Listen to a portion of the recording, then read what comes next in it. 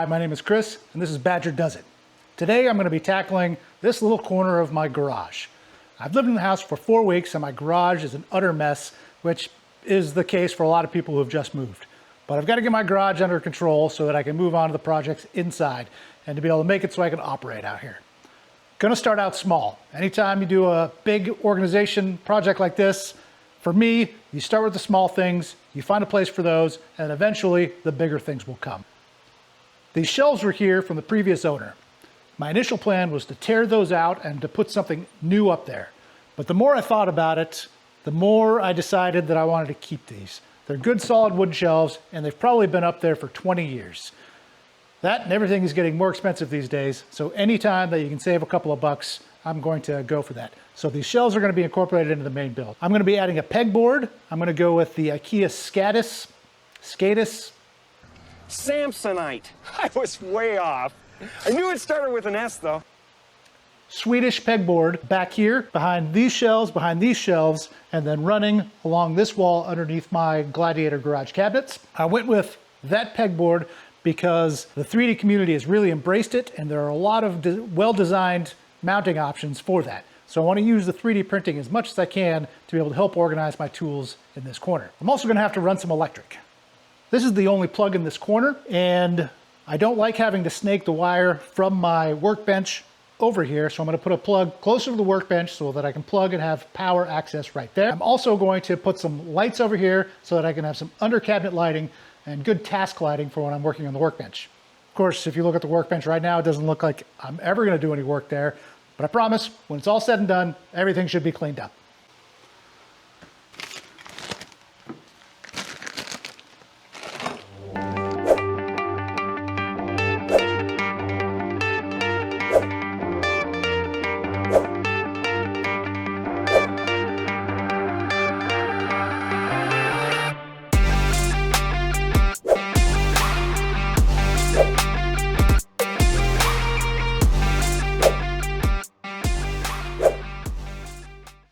Demo's done.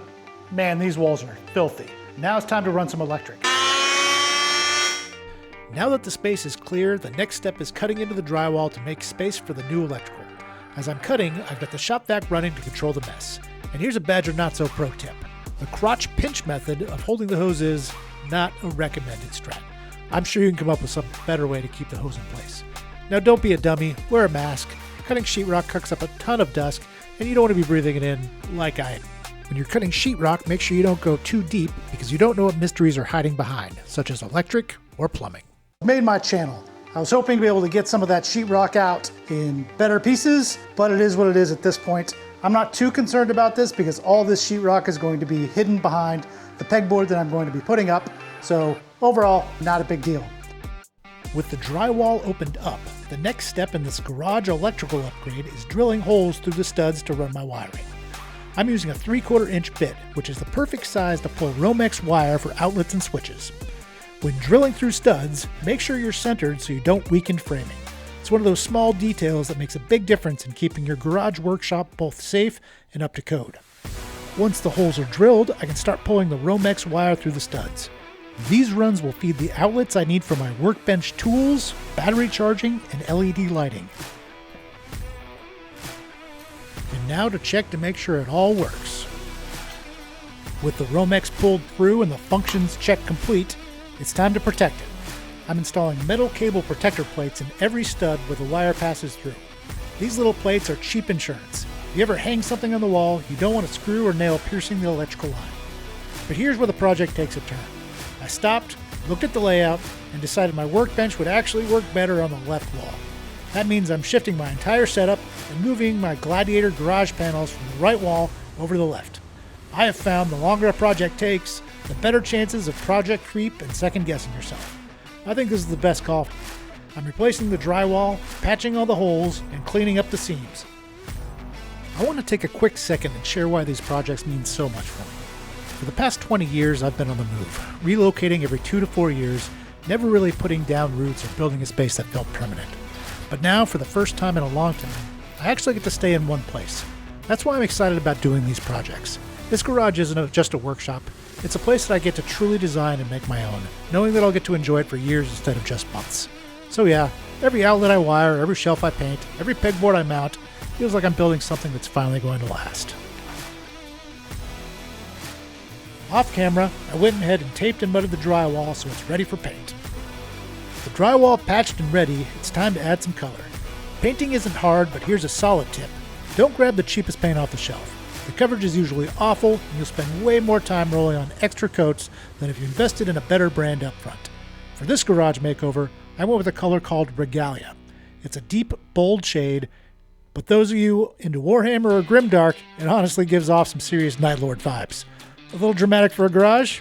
Maybe, but I think it's going to look awesome once everything comes together. With the walls painted, the whole space already feels brighter, sharper, and ready for the next big step. And that's where things really start to get fun. We've got a blank canvas. Now it's time for the build-up. The pegboard's going to be going on here and over here. So really, I just wanted to make sure I had blue behind the holes so that as the light comes through, you can have a nice blue background. I think the color looks great. The Skadis pegboard, it comes with this bracket to hang it, which works really well if you're doing one. But because I'm going to be doing so many of them, I 3D printed these plastic brackets. Should give me the proper spacing so that it all looks uniform throughout. So I won't be using this as we go forward. I talked about reusing the brackets that we use on the shelves. They're good, they're sturdy, but they're old. So what I'm going to do to shine them up a bit is I'm going to paint them. It looks like it might be a decent match for the Gladiator cabinets that I already own, but hopefully we can breathe some new life into these.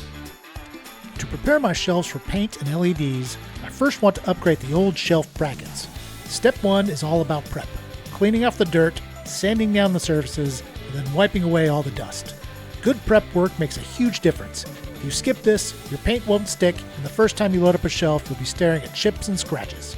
Badger Not So Pro tip: no matter how careful you are, sanding dust has a magical ability to find its way into your hair, your clothes, and somehow even your coffee.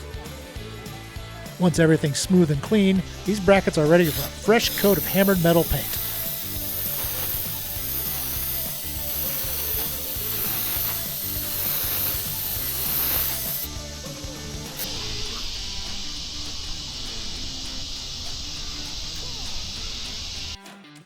It's a small upgrade, but it really makes the whole garage workshop feel polished and intentional.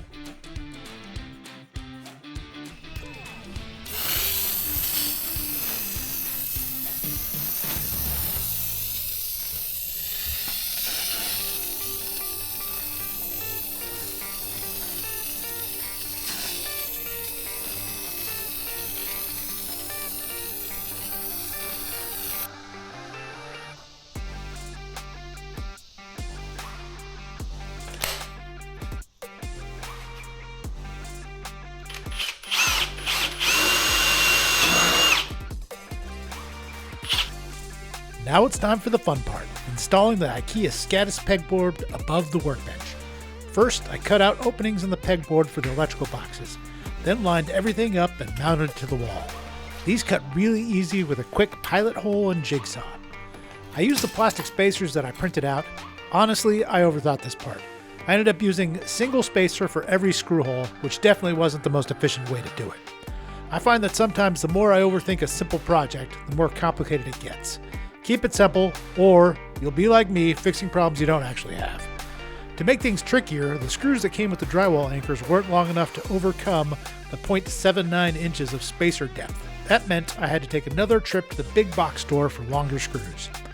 Once the pegboard was in place, I shifted over to the right wall and started installing the brackets that will eventually hold my shelves. The whole setup is finally starting to take shape, and you can see how the workshop organization wall is coming together.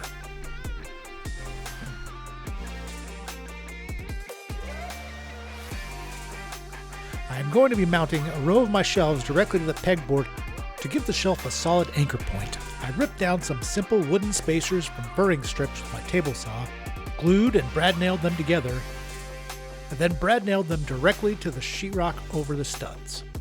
These spacers work like a built-in frame, letting me attach the shelf without crushing the pegboard. Once they were in place, I mounted the last two sections of pegboard right on top of the spacers and locked everything in. If you could, take a second to hit that like button and subscribe. It really helps me know that I'm on the right track with these videos. And honestly, it might help convince my wife that I need to keep recording all these crazy DIY projects instead of just making a mess in the garage. Plus, I've got a ton more garage upgrades, 3D printing projects, and DIY builds coming up that you don't want to miss. With the pegboard mounted, I needed to make sure the outlets stayed solid. To prevent the board from flexing or crushing every time I plugged something in, I glued some leftover 3D printed plastic brackets above and below each of the outlets as support blocks. Of course, on the first plug I worked on, I managed to give myself a little zap, so here's a reminder. Always cut power to the breaker before messing with electrical outlets. Learn from my mistakes. Next, I installed electrical spacers to bring the outlets flush with the pegboard, making them sturdy and easy to use. Once that was done, I capped everything off with the new outlet covers. These outlets are now safe, secure, and ready to power everything. Making progress now. Got a new tool, a plunge router. I've got a couple of other routers. I've got one on my CNC machine, and I've got a battery-powered one, but what I don't have is a plunge router. What I have here are the shelves that I took down, and what I'm intending on doing is to cut a groove into the underside of each one of these shelves so that I can put the aluminum channel in for the under-shelf lighting, and then do the same thing for the cabinets.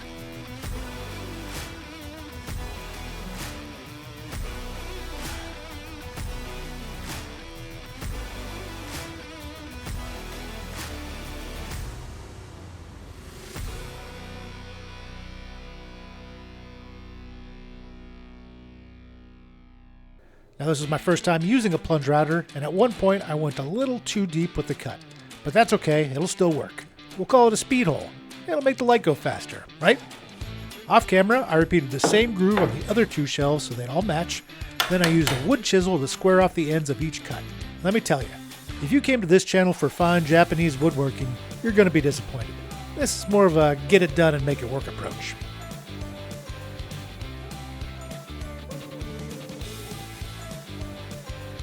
Once the grooves were finalized, I took the shelves outside for sanding to smooth everything down. Finally, I gave them a fresh coat of steel silver paint, which matches perfectly with my Gladiator garage cabinets. I can't tell you how many times I've used my trash cans to hold a project that I'm working on. Painting outside is risky. There's always a chance that something either lands or falls in your paint. But there wasn't room in the garage, so this is all I had available. The miter saw made quick work of the aluminum channels. Aluminum cuts a lot like wood, I just wouldn't use your fine blades. Finally, using Gorilla Construction adhesive, I glued the aluminum channels into the groove in each shelf. With this done, it is now time to move on to installing the COB LEDs. Be careful with which adhesive you choose, because some of them foam up, which make cleanup difficult. For the next step, I'm upgrading the shelves with some BTF COB LED strip lights to really brighten up the workbench. I started by laying out all the parts, LED strips, wiring, connectors, a 24-volt power supply, and the WLED controller that will let me customize the lighting. Before installing anything, I tested the LEDs on the bench to make sure everything was working properly. Once I confirmed the lights fired up, I drilled a small hole in the shelf so the wires could pass cleanly through to the back. Next, I installed the LED strips into the aluminum channel. These come with 3M adhesive pre-applied, so it's just peel and stick and press firmly into place.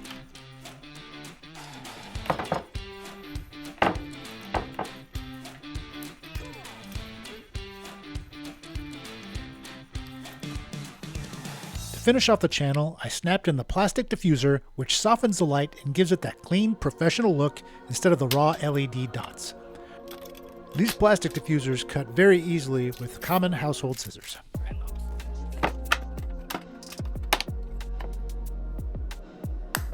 With the strips secured, it was time for the wiring. I stripped the insulation off the ends of the wires and carefully soldered them together on the LED strip. For the additional shelves, I had to solder the wire directly to the strip. Badger Not So Pro tip, always double check that your LEDs are working before you solder, otherwise you'll get the joy of practicing your soldering skills twice. Once for the mistake and once for the fix. I learned everything that I know about LED installation from Chris Maher's YouTube channel, which I will link. He gives really great tutorials and helped me get this project done.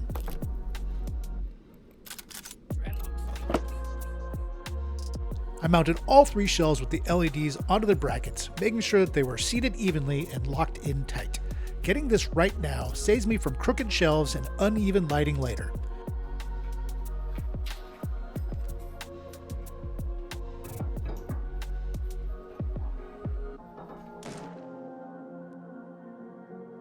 Once they were secure, I carefully routed the wires behind the Skadis pegboard. Hiding the wiring here not only keeps the whole setup looking clean, but it also protects the cords from getting caught while I'm working. I ran the wires towards the cabinet area where I'll be mounting the power block and WLED controller. Off camera, I mounted 3M magnetic tape to the power block and controller so that I could mount them to my Gladiator cabinet. This should allow me to keep it centralized, accessible, and hidden from view.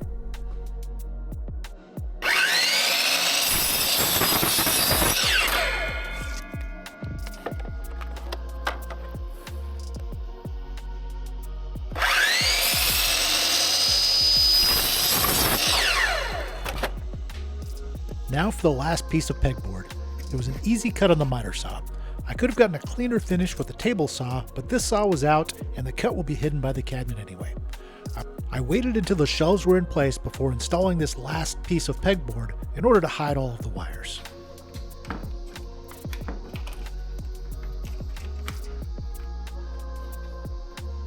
Late into the project, I noticed that my small cabinet was starting to get eaten up with rust. This little guy has been with me for years, and honestly, he's been through a lot of moves and projects right alongside me. I can't be too mad. It's done its job well, but with Gladiator cabinets on sale, I figured it was the right time for an upgrade.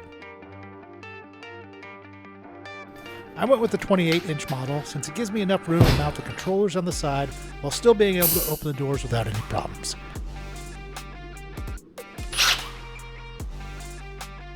The old cabinet isn't into the scrapyard just yet. It's earned a bit of a retirement, and I'll find another corner of the garage for it. But I don't want to go through the trouble of installing new lights onto something that's already showing its age. For the final phase of the project, I needed to install the lights on the underside of my Gladiator cabinets.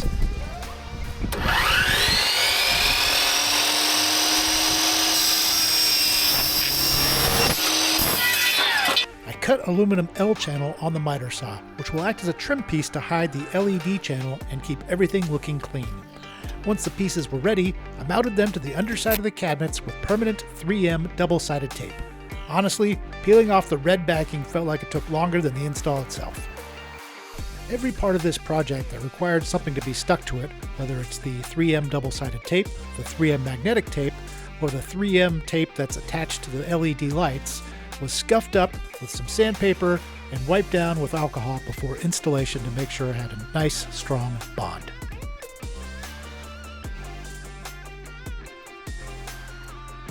I was considering painting the aluminum brackets, but I think they fit in well with the raw aluminum look. With the L channel in place, I moved on to mounting the aluminum channel that holds the COB LEDs. I used the same permanent double-sided tape to secure everything, making sure the channels sat flush against the brackets. This step really sets up the final look since the LEDs will sit perfectly aligned under the cabinets. And if you haven't noticed by now, apparently my tongue has a mind of its own when I'm working on projects. I always knew I did it when I played video games, but thanks to the magic of video, now we all know it happens in my workshop too.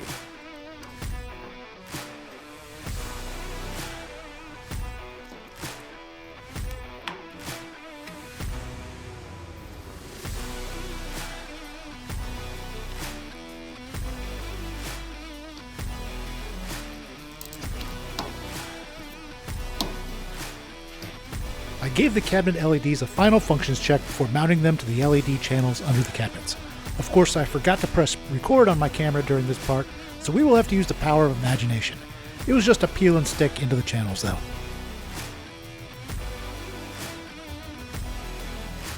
To cap off this light install, I just snapped the plastic diffusers into place all along the pre-run channel.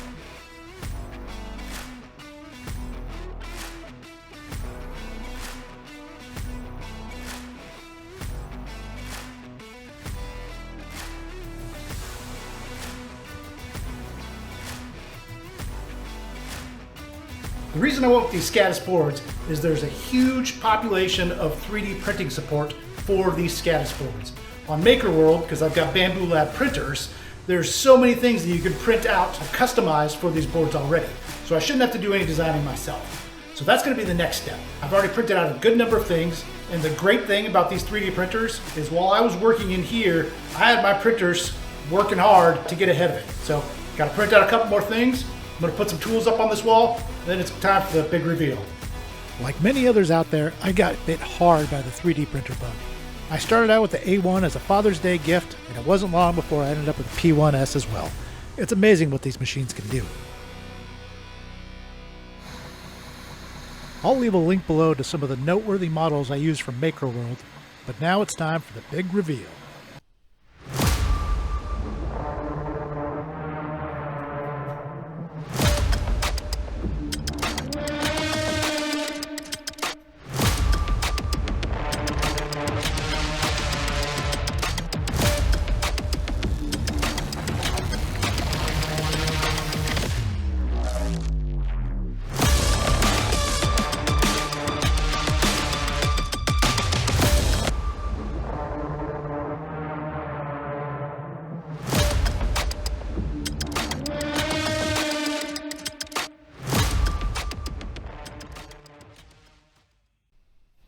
That's it for this project.